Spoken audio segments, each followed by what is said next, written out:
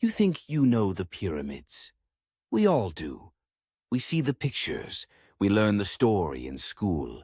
Towering tombs for sleeping kings, built by thousands of laborers under the blistering desert sun. That is the story we are told. But what if that story is a lie? What if the greatest structures of the ancient world were never meant for the dead, but for the living? What if they were built to house a power so profound its rediscovery would change everything we know about our past and our future? To find the truth, we have to start by letting go of the official story. And the best place to do that is deep inside the Great Pyramid itself, in the one room that should hold all the answers, the king's chamber. Now, when you think of an Egyptian pharaoh's burial chamber, what comes to mind? I imagine walls covered in breathtaking art, intricate hieroglyphs telling the story of the king's life, magical spells from the Book of the Dead to guide him into the afterlife. Look at Tutankhamun's tomb, or the tombs in the Valley of the Kings. They are masterpieces of funerary art, designed to be a palace for eternity. But when you step into the king's chamber, there is silence. Nothing. The walls are stark, bare, and undecorated. Just precisely cut massive blocks of red granite. There are no paintings, no cartouches with the king's name, no hieroglyphs to guide his soul. Doesn't that seem strange? For the most magnificent pyramid ever built, supposedly for the great pharaoh Khufu, to have a burial chamber with all the personality of a modern bank vault. And then there's the biggest problem, the reason for the tomb itself, the body. Except no body was ever found here. No mummy of Khufu, no fragments, nothing. And not just the body, none of the treasure, the funerary goods, the priceless artifacts that were always buried with a pharaoh, were ever discovered inside the Great Pyramid. The official explanation is that it was all looted by tomb robbers thousands of years ago. Maybe. But they would have had to get past massive granite plugs, navigate a maze of passages, and leave behind absolutely no trace. It seems convenient. And finally, look at the centerpiece of the room, the so-called sarcophagus. This isn't the ornate, gilded sarcophagus you'd expect for a king. It's a crude, lidless, oversized granite box. It's chipped in one corner and it's completely plain. In fact, it's so large it couldn't have possibly fit through the narrow passageway leading to the chamber. This means it had to be placed inside the room while the pyramid was being built around it. Think about that. The builders went to the immense trouble of building an entire mountain of stone around this one specific plain, broken box. Why? The evidence just doesn't add up for a burial. The stark walls, the missing body, the strange coffer. It all points to a different purpose. It feels less like a tomb and more like housing for something else, like a critical component in a giant silent machine. So if it's not a tomb, then what is it? To answer that, we have to look at the pyramid's blueprint, and that's where things get truly mind-blowing. First, let's look up at the stars. The three pyramids on the Giza Plateau are not randomly placed.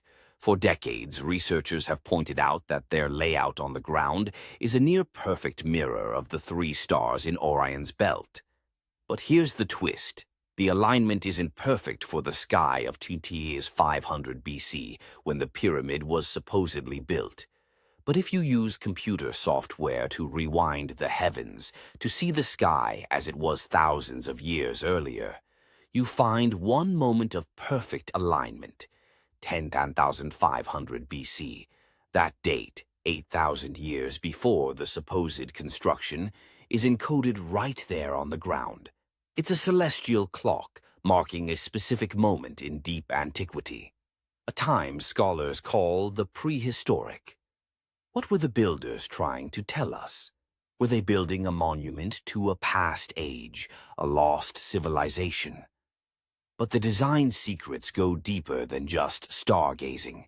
What if the pyramid wasn't just looking at the sky, but interacting with the earth? The entire structure is built with incredible acoustic properties.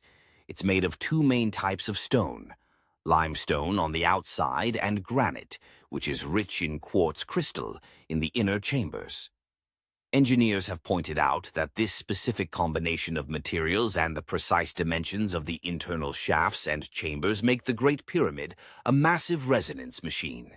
It's theorized it could have been designed to capture the natural, low-frequency vibrations of the Earth itself, and through the piezoelectric effect of the quartz in the granite, convert that mechanical energy into another form, perhaps microwave energy, or even electricity.